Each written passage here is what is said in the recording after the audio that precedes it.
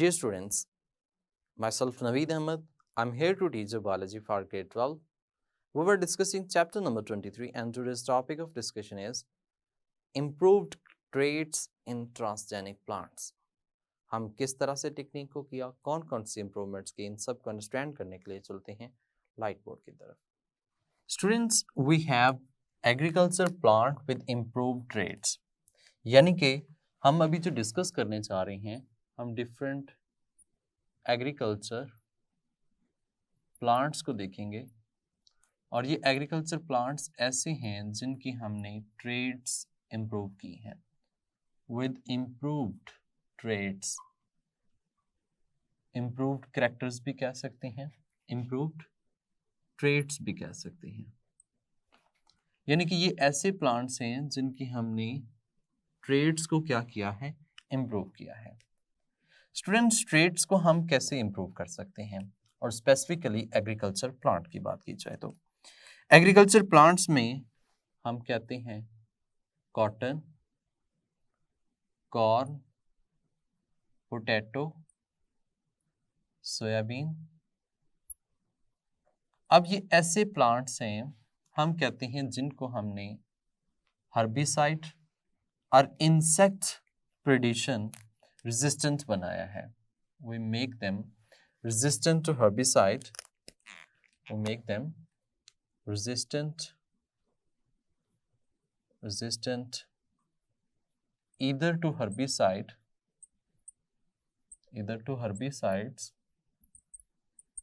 or insect predation. insect resistant भी कह सकते हैं, insect resistant इंसेक्ट प्रेडेशन. अब यानी कि इसमें हमने कहा है कि ये ऐसे प्लांट्स हैं जिनको हमने हर्बिसाइड्स या फिर इंसेक्ट प्रेडेशन, इंसेक्ट रेजिस्टेंट यानी कि इनके अगेंस्ट हमने इसमें जीन्स जो है वो डेवलप की है. अब देखिए स्टूडेंट्स, जबकि इसमें अगर हम बात करें कॉर्न एंड कॉटन की, यानी कि कॉटन एंड कॉर्न की, तो दैट इज स्पेसिफाइड, ये स्पेसिफाइड रेजिस्टेंट है, that is specified resistant to herbicide as well as insecticide. यानी कि इसको हमने दोनों तरीके से क्या किया हुआ है, रेजिस्टेंस बनाया हुआ है. स्टूडेंट, अगर बात की जाए 1999 की, तो आप जानते हैं 1999 में हमने 70 मिलियन एकड़्स जो है वो क्रॉप्स, ट्रांसजेनिक क्रॉप्स ग्रो करवाई थी. ट्रांसजेनिक क्रॉप्स जो हैं वो क्या करवाई थी, ग्रो करवाई थी, planted.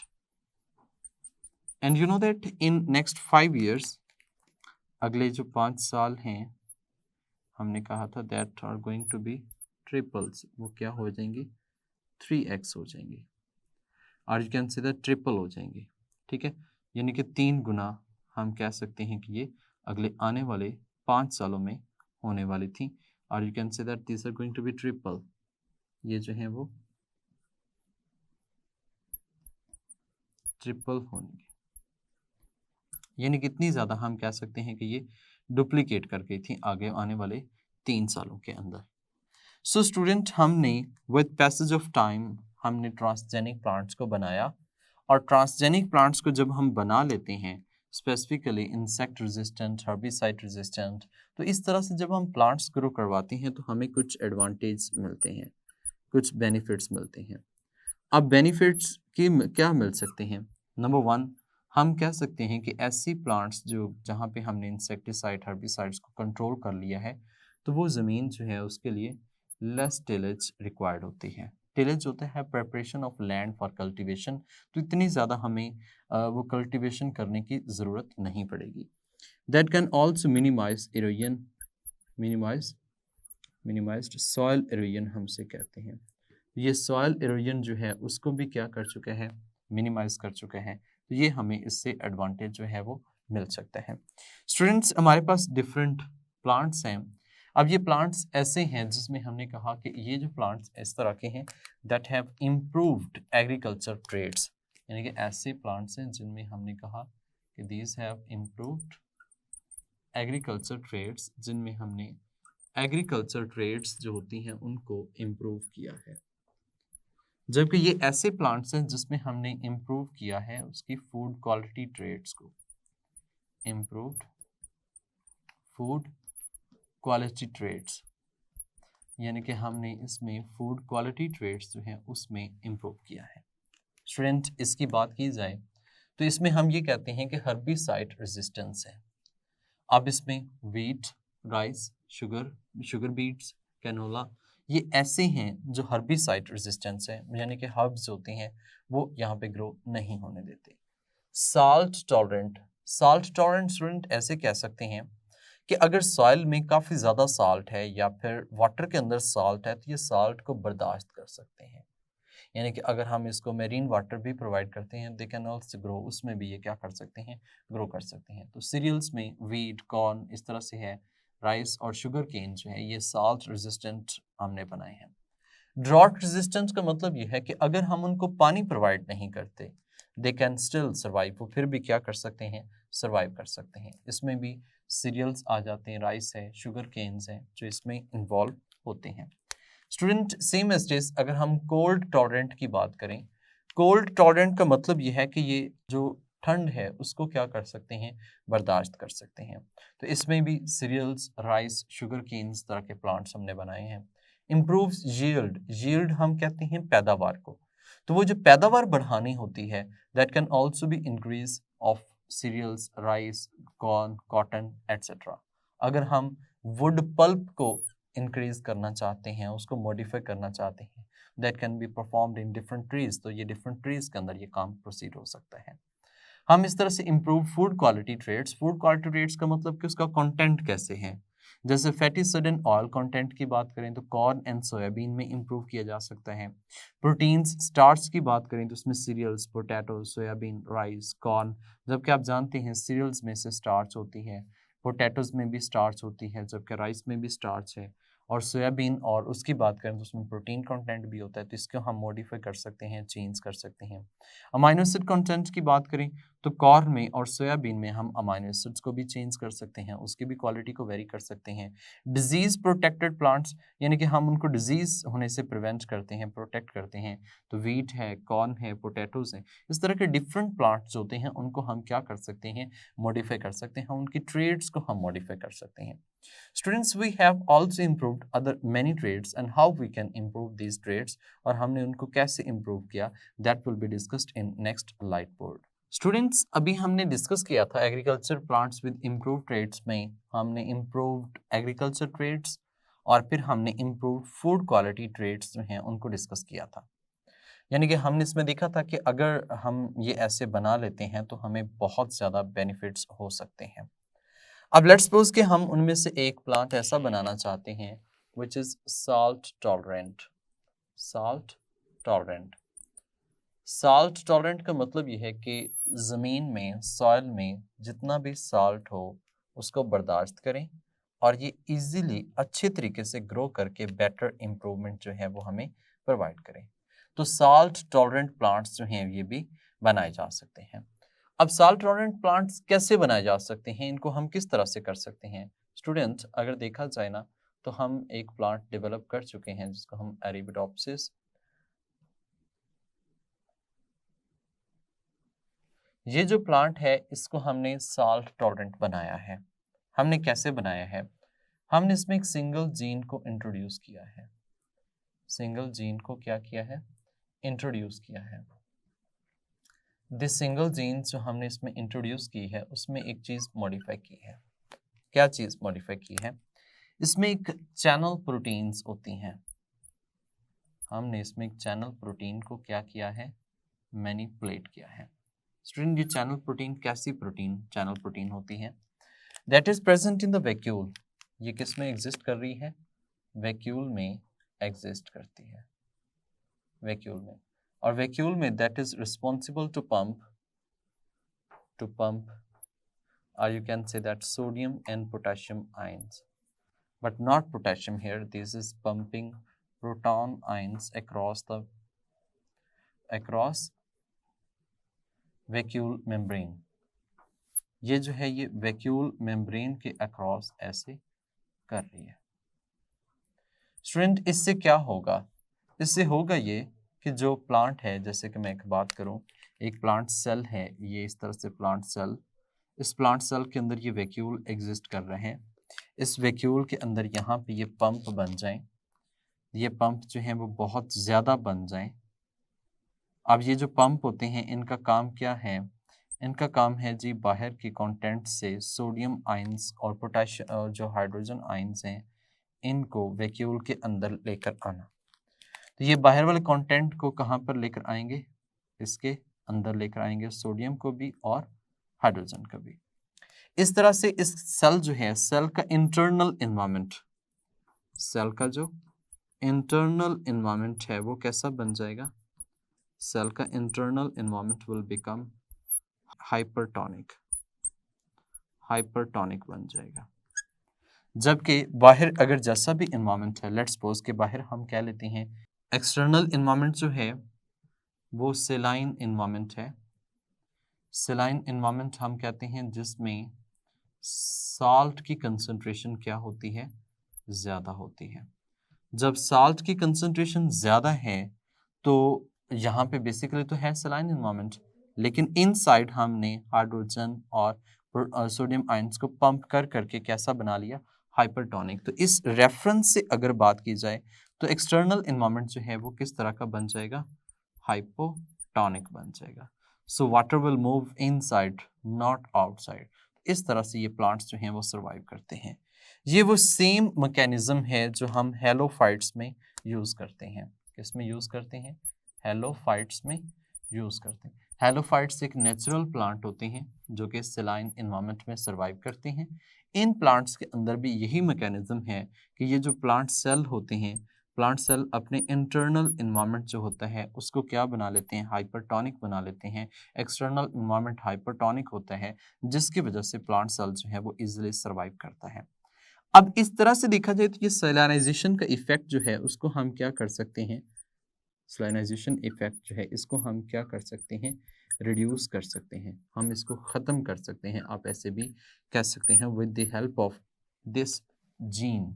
अब ये सिंगल जीन हमने इंट्रोड्यूस की जिसने चैनल प्रोटीन्स बनाई, जिसने इनको पंप किया। पंप करने की वजह से इसका सिनेरियो चेंज होता है और प्लांट्स जो होते हैं वो सेलाइन एनवायरनमेंट के अंदर भी क्या कर सकते हैं? सर्वाइव कर सकते हैं।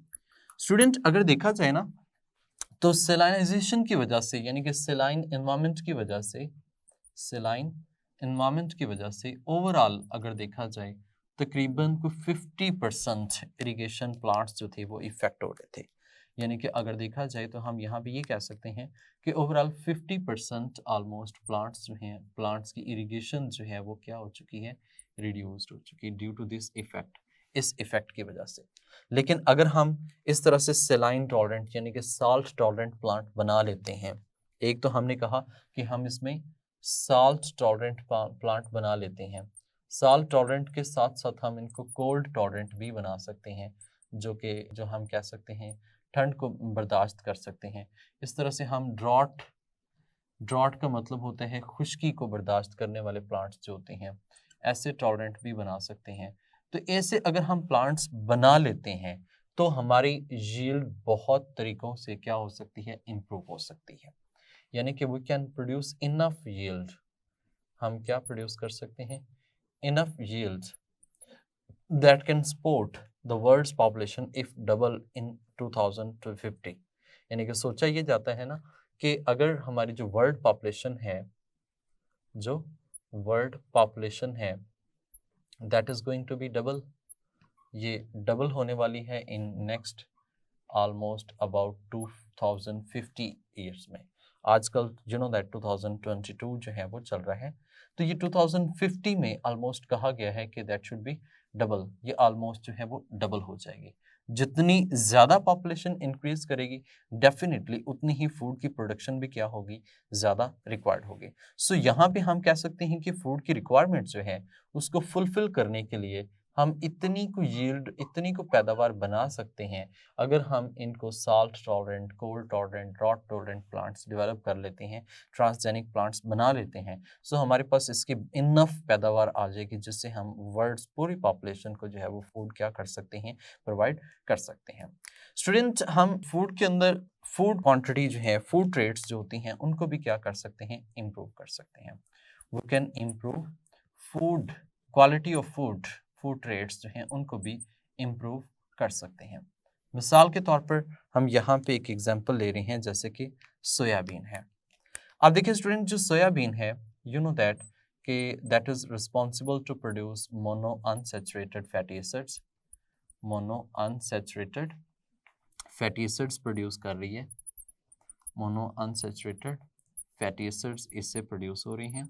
And these mono unsaturated fatty acids जो हैं, दीज आर ऑलिक एसिड, ये क्या है, ऑलिक एसिड इसमें से प्रोड्यूस हो रहा है।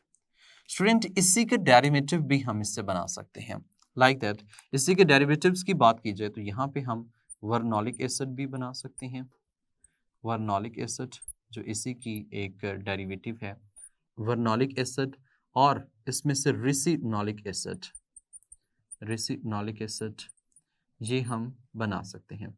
अब these ricinoleic acid, vernolic acid जो हैं, these are the derivatives of oleic acid. अगर हम इस ऑलिक एसिड की बात करें, ये इसके डेरिवेटिव्स होते हैं। मतलब कि हम ऐसे कह सकते हैं these are derived from oleic acid, ये ऑलिक एसिड से क्या किए जाते हैं, डिराइव किए जाते हैं। तो दीज वर्नोलिक एसिड, रिसिनोलिक एसिड, इनके अगर हम यूजेज की बात करें तो that can be used in the hardening material as hardening, हम कह सकते हैं harden paints and plastic, paints और प्लास्टिक को हार्ड करने के लिए हम इसको एज सच यूज कर सकते हैं। तो पेंट और प्लास्टिक को हार्डन करने के लिए हम किसको यूटिलाइज कर सकते हैं, दीज टू सब्सटेंसेस जो हैं इनको यूटिलाइज कर सकते हैं। स्टूडेंट्स, प्लांट्स की बात की जाए तो प्लांट्स में और भी कैरेक्टरिस्टिक्स जो हैं उनको इम्प्रूव किया गया है। एज लाइक अगर हम बात करें तो स्टोमेटा है, हमने स्टोमेटा को क्या किया है, मॉडिफाई किया है। स्टोमेटा को इस तरह से मॉडिफाइड किया है कि दैट टेक अप, यानी कि take up more carbon dioxide, ये ज़्यादा कार्बन डाइऑक्साइड को क्या कर सके, इनसाइड कर सके, and cut off water loss and cut down water loss, और वाटर लॉस जो है उसको क्या कर सके, कम कर सके। तो इस तरह से हम स्टोमेटा जो है इसको भी मॉडिफाई किया है। As well as you know that कि हमने एंजाइम्स भी मॉडिफाई किए हैं, लाइक दैट हमने C4 फोटोसिंथेसिस जो है वो क्या की है, इंट्रोड्यूस की है। You know that Japanese scientist जो हैं वो वर्किंग कर रहे हैं, और जो रुबिस्को है, रुबिस्को रिबोलोज बिसफॉस्फेट कार्बोक्सिलेज, इस रुबिस्को को हम कन्वर्ट कर रहे हैं एक और प्लांट के अंदर, एक और एंजाइम के अंदर जिसका नाम है फास्फोइनोल पायरोवेट कार्बोक्सिलेज। अब ये एंजाइम जो होता है ये C4 प्लांट्स के अंदर वर्किंग करेगा और C4 साइकिल को इंट्रोड्यूस करवा रहे हैं।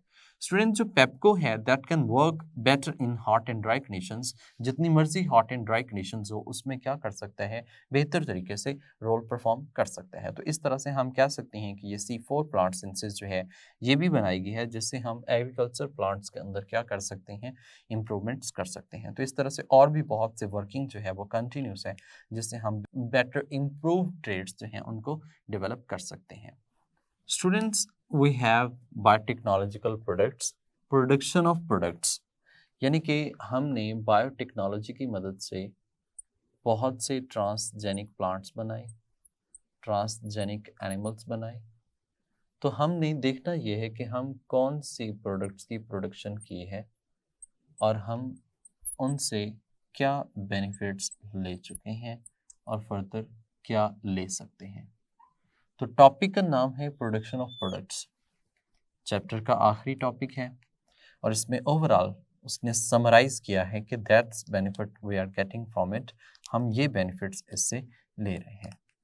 स्टूडेंट्स, बात कर रहे हैं ट्रांसजेनिक प्लांट्स की। तो ट्रांसजेनिक प्लांट्स जो हैं we are getting certain products, biotechnological products जो हम इससे ले रहे हैं, कौन कौन सी हैं।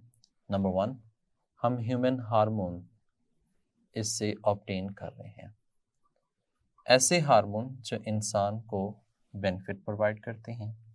इसमें ग्रोथ हार्मोन आ जाते हैं, बाकी हार्मोन्स आ जाते हैं, नंबर 2, हम एंटीबॉडीज जो हैं वो डेवलप कर रहे हैं, एंटीबॉडीज जो हैं वो डेवलप कर रहे हैं।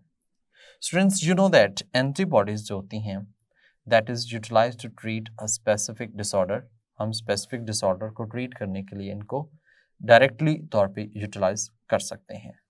Same as it is we are utilizing और प्रोडक्टिंग क्लॉटिंग फैक्टर्स, हम क्लॉटिंग फैक्टर्स जो हैं वो क्या कर रहे हैं, बना रहे हैं।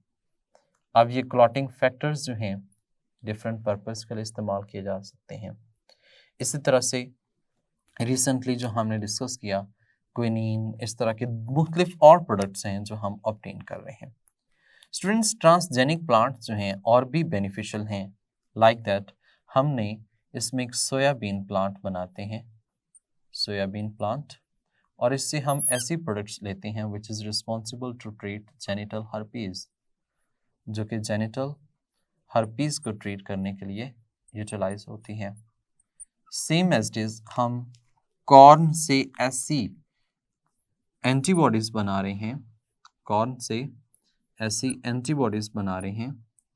दीज एंटीबॉडीज आर स्पेशलाइज्ड, ये क्या है, स्पेशलाइज्ड हैं, और these are responsible to transfer, ये ट्रांसफर करती हैं radioactive substances to the tumour cells, isotopes भी कह सकते हैं, सब्सटेंसेस कह सकते हैं, to tumour cells, tumour cells. हम इस तरह से हम ट्यूमर सेल्स को क्या कर सकते हैं, आइडेंटिफाई कर सकते हैं, और उसके बाद फिर हम उनको किल कर सकते हैं। जैसे कि ये जेनिटल हर्पीज की बात की गई है, तो इसकी क्लिनिकल ट्रायल्स जो हैं वो हैव बिगन, यानी कि क्लिनिकल अगर देखा जाए तो इसको हम यूटिलाइज जो है वो इसका स्टार्ट किया जा चुका है। तो ये अब से बहुत पहले की बात है, अब तो हम प्रॉपरली जेनिटल हर्पीज का ट्रीटमेंट जो है वो कर सकते हैं। स्टूडेंट, इसके अलावा भी बेनिफिट्स हम लेते हैं, जैसे कि रिसेंटली हमने डिस्कस किया salt tolerant, drought tolerant, cold tolerant, इस तरह से मुख्तलिफ तरह से प्लांट्स जो हैं वो बनाते हैं। स्टूडेंट, हम जब जेनेटिक इंजीनियरिंग प्लांट की करते हैं तो हम इससे बहुत सी प्रोडक्ट्स लेते हैं और हम एक वेक्टर यूटिलाइज कर रहे हैं। तो यहाँ पे साइंटिस्ट हैं डिफरेंट यूनिवर्सिटीज से, या पैसे भी कह सकते हैं bio source of technologies, bio sources of technologies, bio sources of technologies. अब इसके जो साइंटिस्ट हैं दे यानी कि इसको ओवरऑल जो साइंटिस्ट वर्किंग कर रहे हैं, दे हैव डिसाइडेड कि we can use tobacco mosaic virus as vector, यानी कि हम यहाँ पे वेक्टर की बात कर रहे हैं, और यहाँ पे हमने कहा कि ये जो वेक्टर हम यूज़ ले सकते हैं वो हम टोबैको मोज़ेक वायरस जो है उसको यूटिलाइज कर सकते हैं, टोबैको मोज़ेक वायरस जो है उसको यूटिलाइज कर सकते हैं, TMV। अब देखिए स्टूडेंट, ये जो टोबैको मोज़ेक वायरस है ये एज वेक्टर यूटिलाइज हो सकती है। इसके साथ हम अपना जीन ऑफ इंटरेस्ट जो है वो क्या करते हैं, इंसर्ट करते हैं। अब जीन ऑफ इंटरेस्ट जो है that can B of any disease, यानी कि किसी भी हम डिजीज का अगर इलाज ढूंढना चाहते हैं तो उस डिजीज के इलाज के लिए जो एंजाइम रिक्वायर्ड होता है, जो जीन इसमें इन्वॉल्व होती है, उसको और हम टोबैको मोज़ेक वायरस को आपस में मिक्स करते हैं। इसको मिक्स करके हम क्या बनाते हैं, ट्रांसजेनिक प्लांट जो है वो डेवलप कर लेते हैं, या इससे हम पहले जो है वो रिकम्बिनेंट DNA जो है वो बनाएंगे। अब ये recombinant DNA again that can be transmitted to tobacco mosaic virus, and this tobacco mosaic virus will be spread on healthy plants, यानी कि इसको हम क्या करेंगे, स्प्रे करेंगे किसी भी हेल्दी प्लांट्स के ऊपर या पूरी क्रॉप्स के ऊपर, स्प्रे ऑन हेल्दी प्लांट्स। तो इन प्लांट्स में डेफिनेटली ये टोबैको मोज़ेक वायरस जो है वो ट्रांसफ़र होगी, ट्रांसफ़र होकर अपने आप को एक्सप्रेस करेगी, और जैसे ही एक्सप्रेस करेगी, इसमें तो हमने जीन ऑफ इंटरेस्ट डाला हुआ है, तो जैसे ये एक्सप्रेस करेगी that will make a biotechnological product, तो इस तरह से ये बायोटेक्नोलॉजी प्रोडक्ट जो है वो बनाने में रिस्पॉन्सिबल होगी। स्टूडेंट, हम मल्टीपल बायोटेक्नोलॉजिकल प्रोडक्ट्स हम यहाँ से ऑब्टेन कर सकते हैं। मिसाल के तौर पर अगर देखा जाए तो हम कह सकते हैं tens of grams we can obtain alpha galactosidase.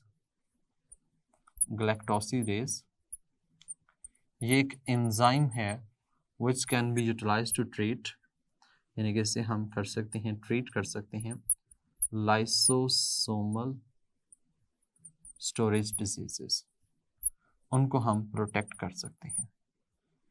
ये हम टेंस ऑफ थाउजेंड ऑफ जो है वो एक यानी कि क्रॉप से ग्रो करवा सकते हैं। स्टूडेंट, सेम एज इज एक और एग्जांपल दी गई है as that was related to the Hodgkin disease, non Hodgkin disease. Student, हम ये कहते हैं कि हम ओनली 30 डेज के अंदर यानी कि 30 दिन के अंदर वी कैन मेक एंटीजेंस, हम एंटीजेंस बना सकते हैं from tobacco mosaic virus treatment. जैसे कि हमने इस तरह से रिकम्बिनेंट डीएनए बनाया जिसको हम नॉन हॉजकिन डिजीज़ के नाम से मेंशन करते हैं, नॉन हॉजकिन डिजीज़।